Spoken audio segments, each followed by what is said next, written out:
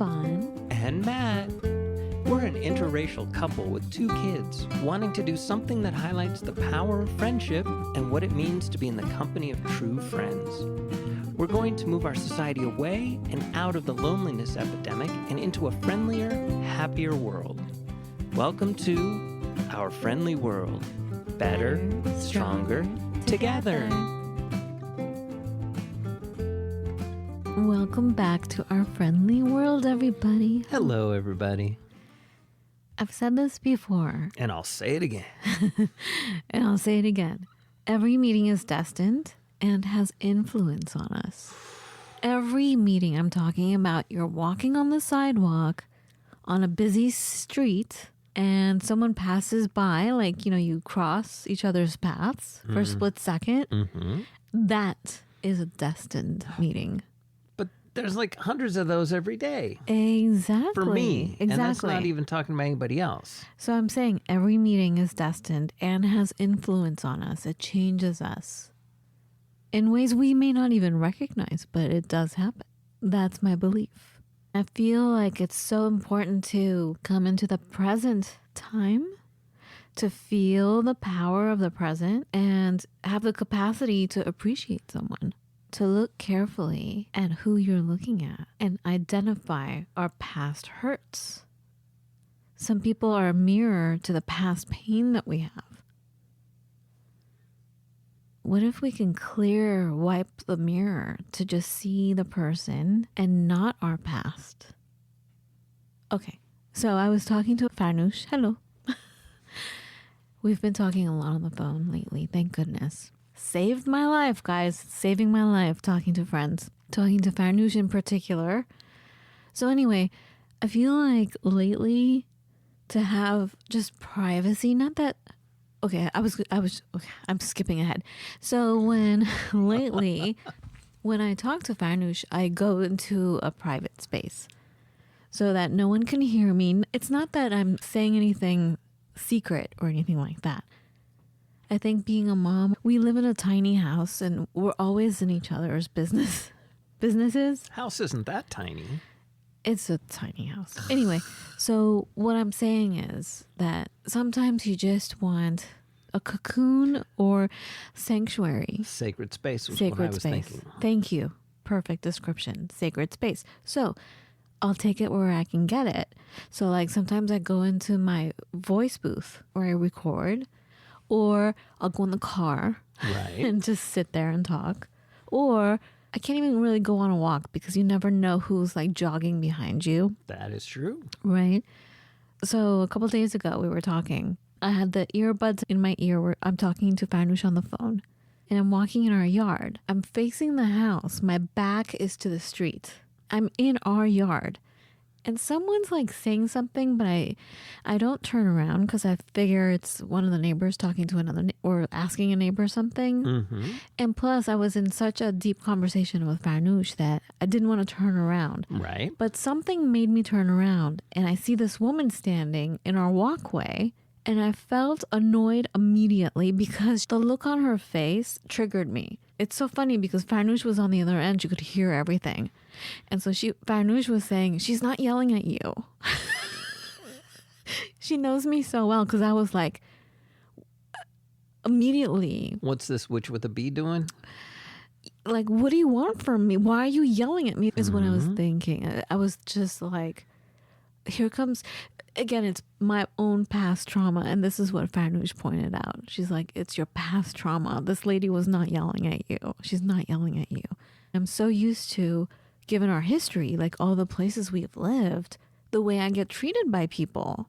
So now I think a part of me wants to be on guard and ready to attack like an attack dog, like start growling immediately instead of like, I don't know, a year in and when I'm alone in the shower and I have Tourette's all of a sudden, like, I want to say all the things I should have said on the spot that I didn't, So anyway, this person was telling me what street this was. And I'm like, no, this is this street. And I was telling her what street. And she kept repeating the name of the street she's looking for. But she was saying, no, this is this street. I'm like, no, this is this street. Anyway, we were going back and forth, and Farnoosh was like, you know what? Even I had trouble hearing what you were saying, like what street you were saying it was. Like I even like misheard it. So she's not yelling at you, she's confused. And I had to calm myself down and remember that I was in a safe place, that this person means no harm. And so Farnoosh, being the beautiful, wise, spiritual person that she is, was like, listen, she's lost. Mind you, we had already straightened it out, but we kept talking about it. So the person, I guess, figured out, in fact, she's not on the street she thought she was looking for, right? So she gets back in her car, she drives away. But we're still talking about it. And so Farnoosh said, right at that moment, you were the only person on the earth that she knew. And she was asking you for help. And then I felt terrible. Because when a friend asks for help, you help them. But I was locked in my past trauma thinking, is this a racist person yelling at me? You know what I mean? Well, in my own yard. I've had to deal with people who have told me things I know aren't true. And at some point, you just have to agree with them to get them to shut up. What do you mean? What does this have to do with what we're saying? Okay, so way back when I was in college, I knew what a vegetarian was. I wasn't a vegetarian, but I absolutely knew what a vegetarian was. Not a problem. And somebody I was working with in the warehouse told me vegetarians eat meat. Honey, you say this story all the time. I know. But what does that have to do with what we're saying? Well, okay, so this guy was, he could believe that people existed that were vegetarians. That vegetarians only eat vegetables. Right. Or whatever, not meat. Right. Yeah, exactly. But like in the same way, you were hearing this. I've been in situations where somebody will tell me something I know is patently untrue, and other situations that's just the easy one. That's the layup out because it's simple. But like, were you thinking when this woman was talking to you that and you told her the name of the street you lived on, she didn't believe you? She didn't believe me, and I felt like. But it wasn't about that. Like, we were saying words, but I think what was happening energetically for me was she was yelling at me for my culture. You know what I'm saying? I do. Like, we've lived in so many areas, you guys, listening. Like, I was always accosted by people that were not kind to people of my color or my way of looking. Not kind at all, right? So, like, we had a neighbor on Bainbridge Island. And when we moved in, we went across the way and we knocked on her door. We gave her something. We're like, hi, we're Fawn and Matt. We live right there. We pointed to our house. And she's like, oh, yeah, hi, right? Well, a few months later, I'm walking, had given birth at this point. And I'm walking and she's yelling at me, Maria. Thinking I'm the maid there to clean her house. Right. And I'm like, no, I'm Fawn. She's like, Maria. And she's like, like this kind of stuff would happen to me all the time. Right. Where like people assume I'm the maid or I don't belong where I'm walking. Mm-hmm. Like, what are you doing here? You don't live here. What are you doing here? Like, they treat me like terribly, So that's what I went to. Right. Because her face was not happy because she was lost. Right. But what I get was she's looking at me. She's mean. She's angry. You know what I'm saying? So I immediately went to my past trauma. So what I'm saying is that every person that we come across is of influence and is destined. So here we are, we're talking, right? And she's like, so Farnoosh is like, the way she said it, like, she's lost and I'm the only person on the planet that she can turn to right now. It was true. No one else was around. Right. Just me. Right. And it made me go back to a loving place, a friendly place. But unfortunately, she'd already left. Bye. And Farnoosh is like, don't worry. I mean, you still like helped her. Mm-hmm. You didn't help her in the kindest tone. But well, that's a nice way of putting it, I suppose. So anyway, Well, I completely get that too, because like at work sometimes I'm dealing with, as a software developer, I have to deal with my testers who don't really necessarily understand what the heck they need to test or how they can test it. And what they really want to hear is they really want to hear a parent saying, okay, we're going to figure this out. It's okay. it's going to be okay. It's going to be okay. Baby steps. Let's just see this one thing. Okay, can you see this? Okay, can you see this? And Good it's about job. taking them into that space. Right. Would then I could do that all the time, though, because I Well, we tend to can't. snap at other moments. Oh my goodness. Guys. No, I won't talk about it. Never mind. Okay, we're not talking about it. You did snap the other. Oh, my Lord, did I snap. I was in the kitchen about to put a slice of toast in my mouth, and I heard you, and I just dropped everything and ran away. And I was in the kitchen. You were in the office. On a conference, on a Zoom meeting. And I just froze. Mm-hmm. And our oldest child, like, she's also frozen. And we're looking at each other like, uh-oh. And so Uh-oh, we got to get out of here. she runs up the stairs. She runs up, A, to get away from you. Also, B, Smart move. B, to warn. Don't go down there. Dad's in a mood. But anyway, I mean, we're human. We have emotions. And we have our moments. And they're justified. Sometimes. Yeah.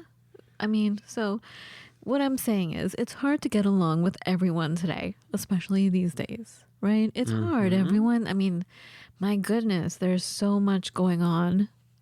There's so much war and so much fear and just uncertainty. What do you call that? FUD? Yes, fear, uncertainty, and doubt. Yeah, and doubt. FUD. F-U-D. So, interestingly enough, you know, it's interesting how things coincide. So this conversation happened with Farnoosh and the lady that I thought was yelling at me, who wasn't. But I go back in, so the phone call is over. I go back to work. And when I go back to work, I have like 32 tabs open on my computer. The only 32? Well, no, this is standard for people, honestly. I was speaking with somebody who mentioned they had 300 tabs open on their phone. What? How do you even see that? I can't even see the tabs on my computer. Boomer. You calling me a boomer? Well, I don't know. I don't know how to have tabs. Actually, I don't even know how to have tabs on the phone. This from a person who has a max of 4 tabs open at any moment.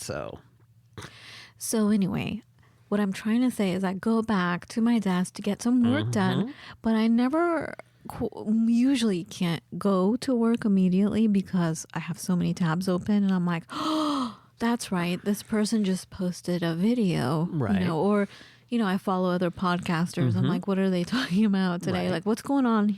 I get messages. I have to open up tabs for different reasons to click onto something that's needed for work. And also, it generally just takes kind of 15 minutes to settle into something in general. Right. So what happened was I got an email from Carolyn Mace.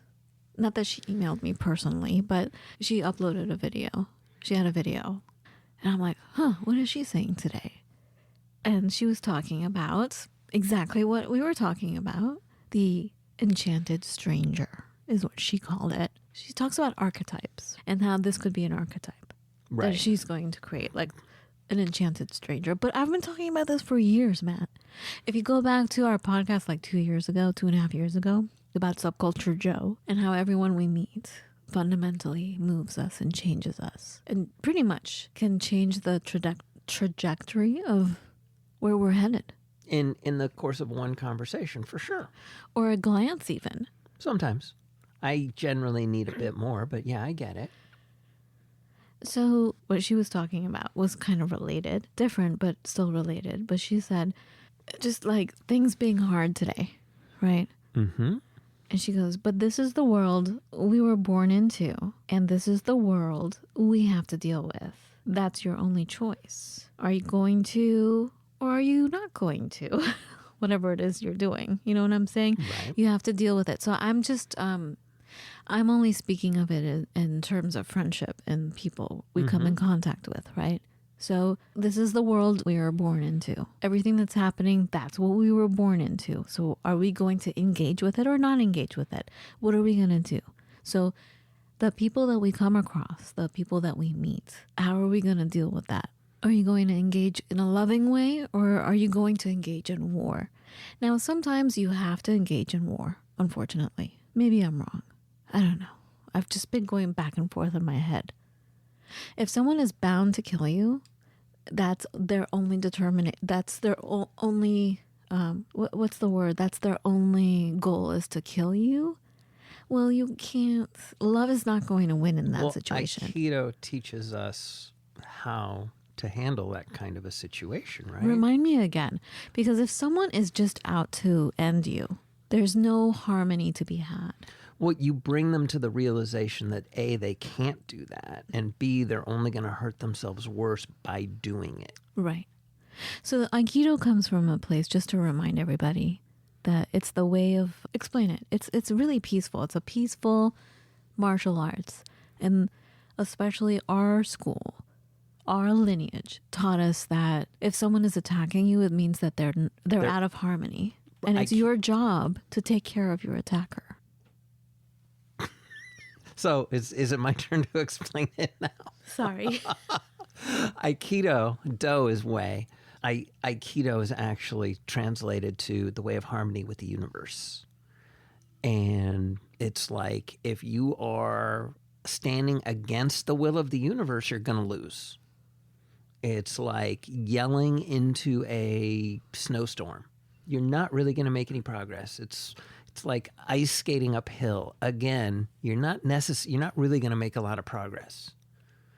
And so what Aikido teaches us is when you lash out, when you attack, it generally speaking, it comes down to you don't feel like you're being heard, which is a powerful kind of a message, but like a fist to the face, that is a definite message that's hard to ignore. But what Aikido teaches us is how to take that energy and redirect it, which invariably ends up with the person on the floor. But the way they're taken to the floor is very much in a loving way. Right. So let's say that I am attacking you and you are a black belt. This is your art. You do Aikido. You are of that way. And I come and attack you. Mm-hmm.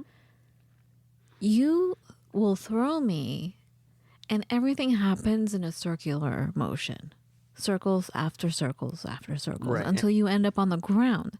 But the way it will feel for me attacking you as a black belt, I, as the attacker, end up feeling like, wee, it feels fun because you're not hurting my ego or my body.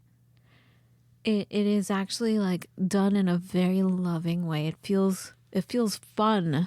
It feels fun the way that you're taking me down. At least in the style that we learned, yes. Right. But if I keep fighting you as I'm on the ground, what's actually happened is that you have my joints in a certain position where if I keep fighting you, then I lose. You're going to end up hurting yourself worse and worse and worse. So anyway. Well, where were we going with this now? Well, I was starting to say that our choice is to lead with love. Mm-hmm. Really. But then I contradicted myself in my own head. You know, when I'm talking, there's a voice in my head that goes, yeah, but what about this? You know? Mm-hmm. Yeah, but what about when someone really is bound and determined to take kill you you out? Right. That doesn't want you to exist, then you can't, it doesn't work. You know what I'm saying? Like, I don't think love will work in that situation. Well, then you start adopting the, is it Kung Fu? But basically, if someone seeks to kill, I will maim. If someone seeks to maim, I will wound. If someone seeks to wound, I will hurt. If someone seeks to hurt, I will. And it's ratcheting it all down. Yeah, but what I'm saying is if we just act in love regardless of all that, mm-hmm. go with love, up until if someone is bound and determined not to act in any fashion with love or harmony, you have no choice but to get them in a lock. Right. Right. So, but that was in my head. I'm thinking, because I was saying, this is the time and place that we're all born into. Mm-hmm. This is the time and place that we're dealing with people. Right. And these are the struggles And of the world. And yes, the struggles of the world right now. And that people are dealing with us also, not just we're dealing with other people. We're dealing with one another. And how do we respond? How do we have enough grace to be as loving as we can? And can we remember what we love? And so bringing it back, it's interesting because this is before this woman came up. Our conversation was, how can we truly appreciate ourselves? Like we were talking about a voice, and she was, apparently she was saying I have a nice voice, and then she was saying, but I couldn't listen to my own voice. I'm like, oh, trust me, I understand, because before podcasting, I used to hate my voice so much. I would just want to run away and like cry if I heard my own voice. Mm. But then I had to hear my voice because I'm editing this podcast, right? But if, but to this day, I still can't look at myself on video. I hate being on video. Mm-hmm. I won't let anyone take my picture. And if those things happen, I have a horrible time with it. And then hours and days later, I'm still dealing with it. Like something happens to me that is not okay. And so, but anyway, we were talking about this kind of stuff, and we're like, isn't it a shame how we don't honor and love ourselves fully as who we are? Right. And so what I'm saying is, I think the love to have to share with other people, like someone that you think is yelling at you, or maybe you're being triggered by something by this person, and that triggers your past wound, your past experience where it was not okay. And then you can't get along with this person because all you're feeling is what you went through some other time ago.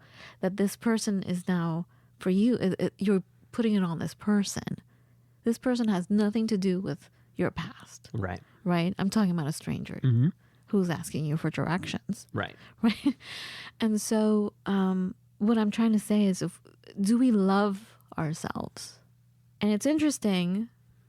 Like, can we truly accept ourselves? So before this lady came and was asking for directions, I was saying to Farnoosh that every day what I do to make myself feel better, to make myself come to a situation where I can honor and appreciate myself is I put if you've noticed, Matt, on my desk, there's a photo of me when I was like 2 years old. Oh, yeah, absolutely. Right? She's totally cute, right? Yes.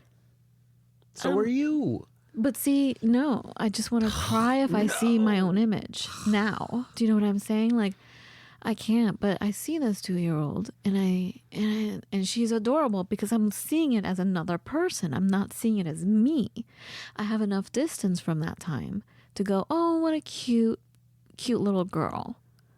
And then I think, how can anyone mistreat this girl? And I think about my family and how they would talk to me and how I was treated growing up. I'm like, how can anyone do that to this little girl?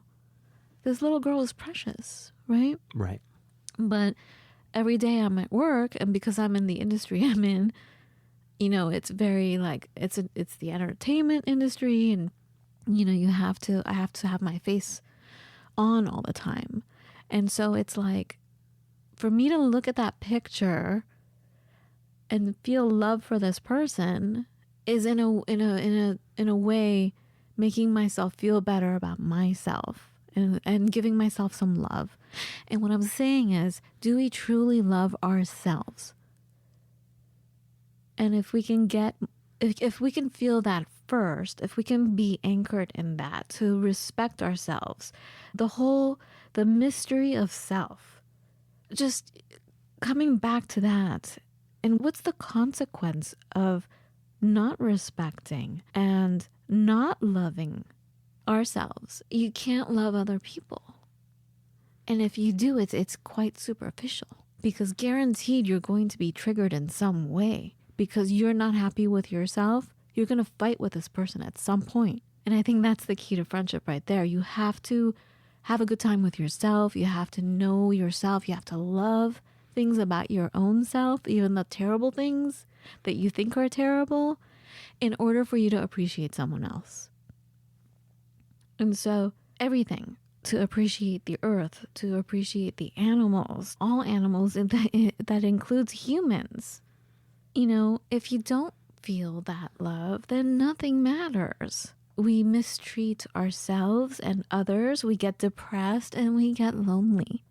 And so building the love in yourself with baby steps, like looking at a picture, like looking at a photo of you with some distance, right? Or getting yourself a cup of water to drink, to nourish yourself, to water yourself, to just be kind to yourself will result in you being kind to the outside. So that is what came to me the other day that I wanted to talk about, was this whole enchanted stranger and how everyone we meet is destined and has influence. I just wanted to spit all that out before you spoke. Wow. Because, I mean, there's a lot in there, right? I just wanted to make sure I got it all. There's a ton to unpack. I mean, so we have talked about how so many people have changed our lives. You know, we've talked about this on other shows. I don't want to relive all that. Okay. But I want to move forward, especially these days, because it seems like, okay, so we made it through the big hurdle of a pandemic. Mm-hmm. We made it through. Now there's all this other stuff that's happening. So how can we move through, keeping in mind the whole idea of the enchanted stranger? And the stranger could be yourself. Like, we could be strangers to ourselves.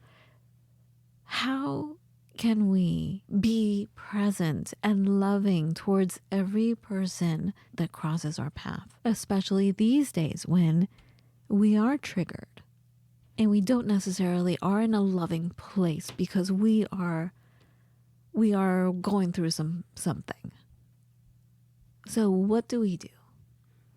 So my fix was baby steps to love yourself. Right. And it seems like I just want to throw up saying that. It's much like self-care, you know? Oh, dear. But it's really about faith. Like Carol Mace was talking about the video that she had where she talked about the enchanted stranger. She was talking about faith. Like, it comes down to, you have to have faith within yourself. And if you don't, if you're not anchored in some faith like that, like trusting yourself or having that sense of I trust, that's when everything goes haywire. And it leads to all kinds of things like addiction or loneliness, or you just go down this road of things falling apart. Yeah, I think I tend to go through life almost with an expectation of wonder. Like, I expect everyone to have an interesting story that they can tell. And I go through life and I realize, and something that I'm now a new thing I'm working on is just, what's the word for it? I think everybody wants to be recognized. So I'm trying to be the enchanted stranger. So I'm trying to notice everybody. And those people who notice me noticing them, I'm not going to do what's called civil inattention and kind of ignore them. I'm going to try and not really necessarily engage, but not look away and with a head nod or a whatever to say, I see you. When we were at the supermarket today, and there was a woman getting groceries for someone else, because that's what they're doing now. And I had to scooch past her, but quote unquote normally, I would have just scooched past her. But I made sure to acknowledge and not engage, but acknowledge and say something, to that point in an attempt to just recognize. Yeah, it's we always say the key is to be heard and to be seen. Right. I think the key also is appreciation. The key is to feel appreciated. You can just look at someone and express appreciation for that person just existing. Right. You know, like, oh, I appreciate you. You're lost. I appreciate that you're lost. It's okay. This is the street. You know, but because I was just talking about hating myself, I think that I was like not in the space. And I also wanted some privacy. Right. Right. So I was annoyed. So because the love wasn't there, I didn't have the capacity to appreciate someone else that suddenly came in on not on my timeline that I was aware of. You know what I'm saying? Right. Yes. And we also, yeah, exactly. We play the victims of our own trauma, and we think our trauma is bigger than everything else because it's happening to me. And it goes back to hosting. Like you always tell us, be a good host. Treat the world like it's your house, it's your home, and every person you meet is your honored guest. So a stranger you meet on the street, this is Matt, by the way, who always says this. I'm just repeating it. A stranger on the street is your honored guest in your home. So take good care of them. Make them feel comfortable and honored, right? Appreciated. Exactly, yes. But if you're not in that state, you don't have the capacity to. When you're not feeling the love, you have to be anchored in love in some way. It could be the love of a squirrel, as I always say. You know what I'm saying? Yeah, but I have to buy anchored. the squirrel's love every day. You do, with peanuts. When we have love, then we have the capacity to appreciate. True. And that's what I wanted to say today. Can we close it off with that? We can close it off with Because that. I really need to go to the bathroom. I completely understand. Okay, guys, really? Do you want to say anything else? I don't even know if I can make it up the stairs to the I bathroom. will just say you need to go to the bathroom. I really do. Guys, I'm so sorry to cut this short. We love you so much. Have a beautiful every day. And again, please reach out to us through our website. And thank you. Be well.